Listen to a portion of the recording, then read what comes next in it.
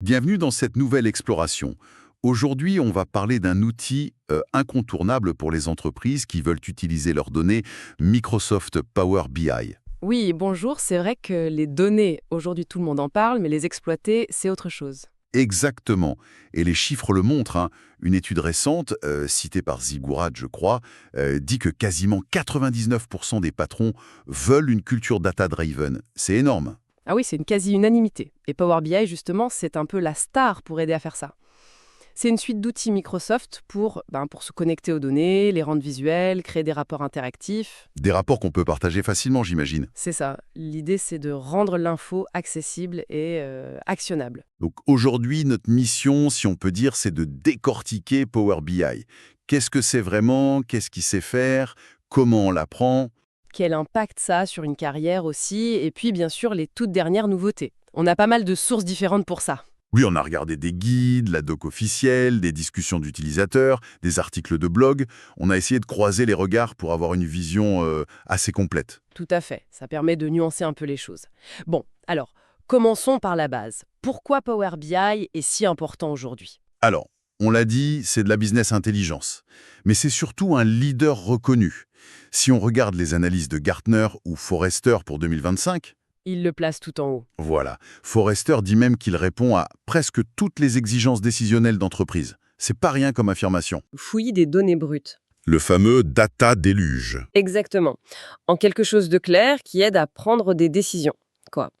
Et un point important aussi, c'est le côté libre service, donner la main aux équipes métiers. Pour qu'elles puissent explorer les données elles-mêmes sans s'attendre à un rapport fait par des spécialistes. C'est l'idée, oui.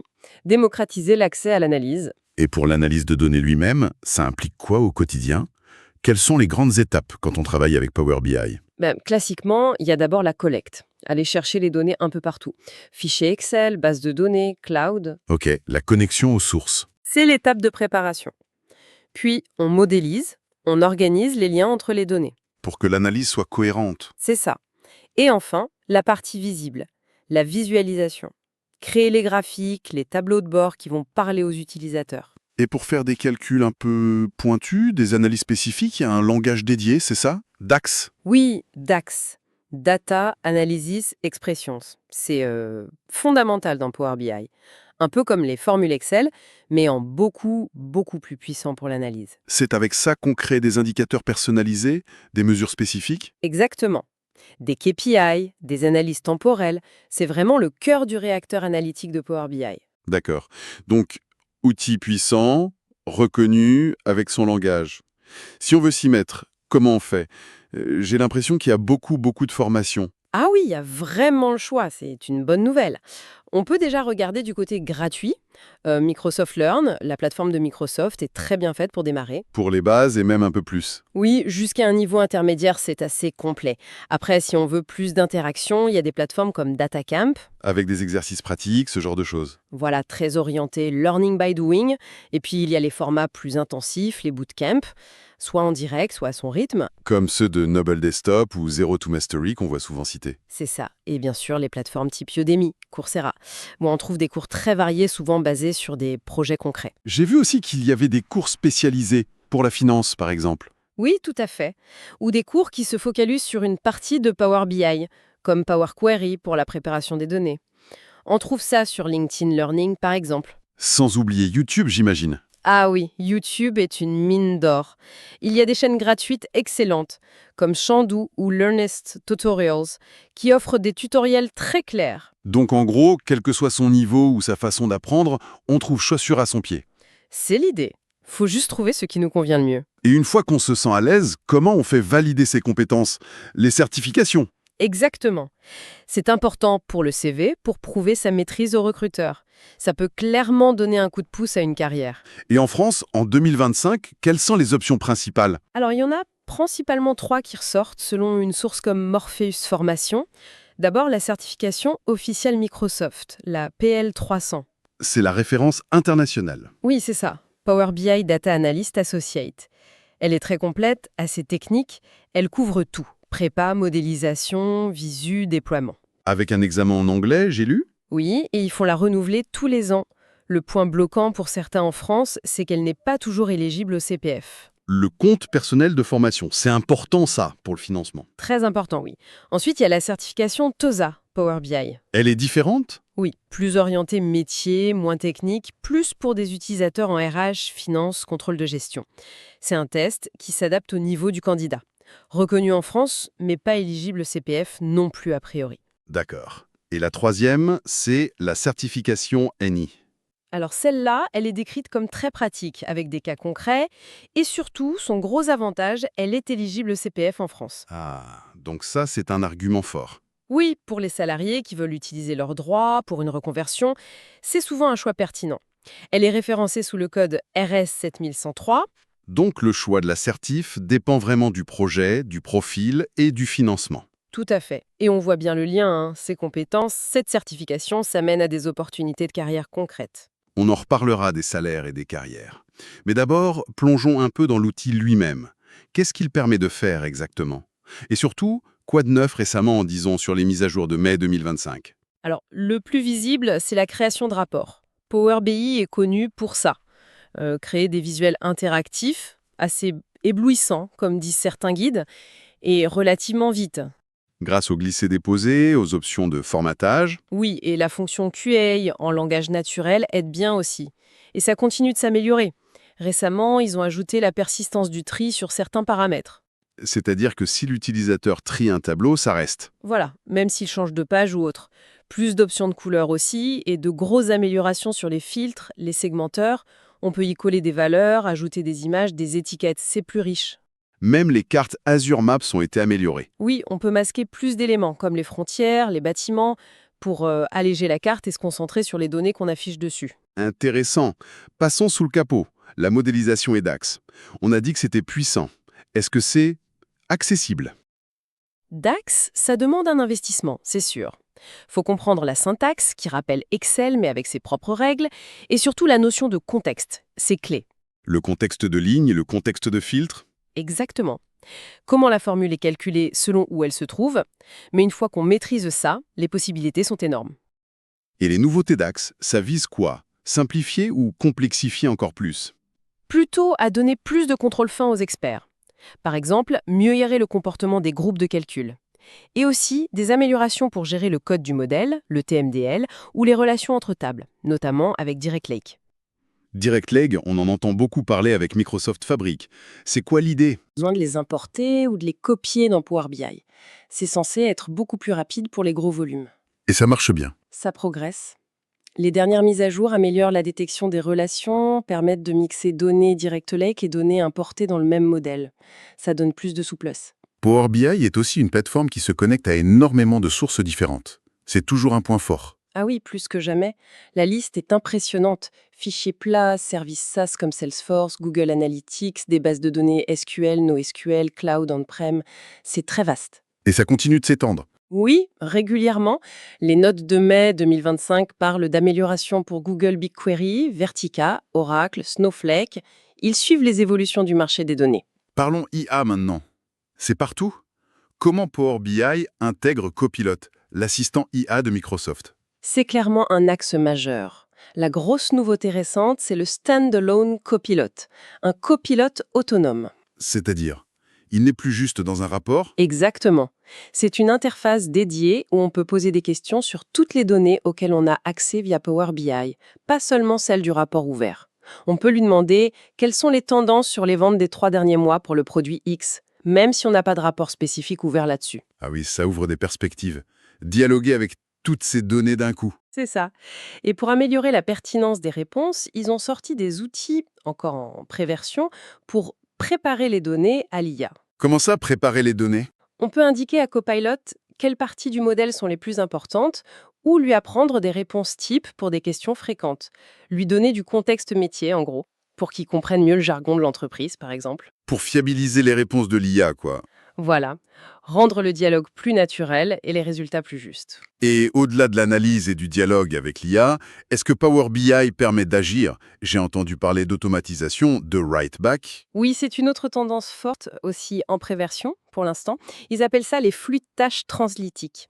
En gros, on peut mettre un bouton dans un rapport Power BI qui va déclencher une action automatisée. Une action, comme envoyer un email, mettre à jour quelque chose. Exactement. Et le point clé, c'est le write back, la capacité d'aller écrire ou modifier une donnée dans le système source. Ah oui, ça c'est nouveau. Un exemple? Imagine un commercial qui regarde ses chiffres dans Power BI.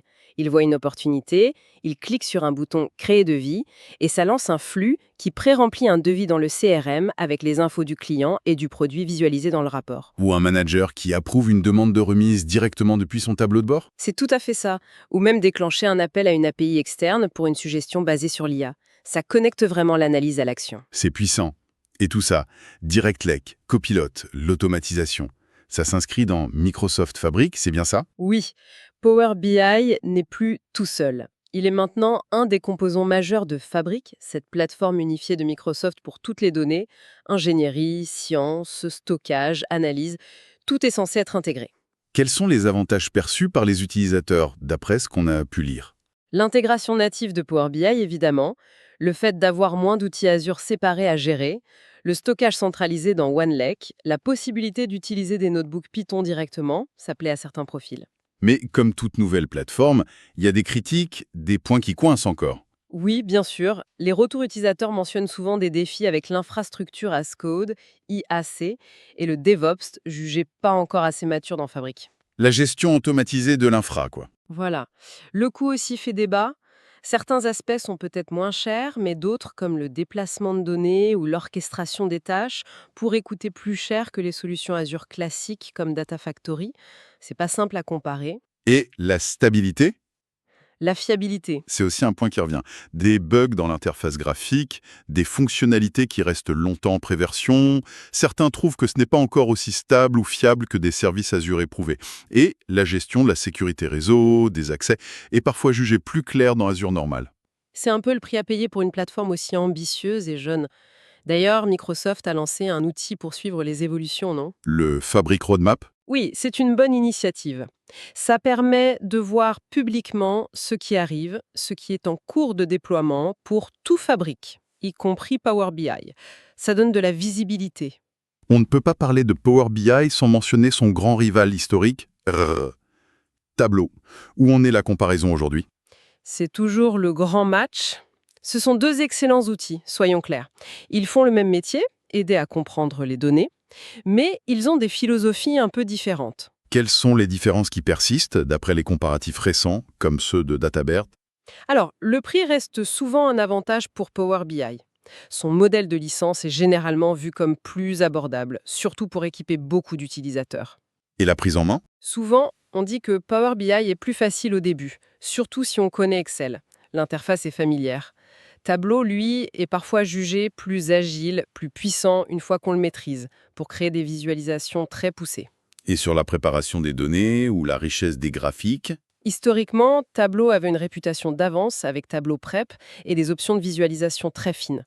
Power BI a énormément rattrapé son retard, mais cette perception existe encore un peu. Et la communauté? La communauté de Tableau est connue pour être très active et très aidante. C'est un vrai plus. En face, le point fort de Power BI, c'est son intégration hyper naturelle dans l'écosystème Microsoft 365, Azure, Teams. Donc au final, pas de vainqueur absolu. Non, vraiment pas. Le choix dépend du budget, de l'environnement technique de l'entreprise, des compétences déjà là, des besoins précis. C'est du cas par cas. Très clair. Revenons pour terminer sur l'impact carrière et salaire. On a dit que la demande pour les analystes de données était forte en France. Oui, très forte. Et Ziggurat le confirme. Savoir manier Power BI, c'est une compétence technique qui pèse sur la fiche de paye, au même titre que SQL ou Python. Et on a des chiffres, des fourchettes de salaire pour 2025 en France? Oui, Ziggurat donne des indications. Pour un débutant, moins de 2 ans d'expérience, on est sur du 35 000 à 45 000 euros brut par an. Avec une différence Paris-Provence, j'imagine. Oui, plutôt 43 cas à Paris, 35 cas en région, en moyenne pour ce niveau junior. Et pour quelqu'un de confirmé? Entre 2 et 5 ans d'expérience, on passe plutôt entre 50 000 et 65 000 euros, voire 70 cas dans certains secteurs comme la finance ou la tech. Et les seniors?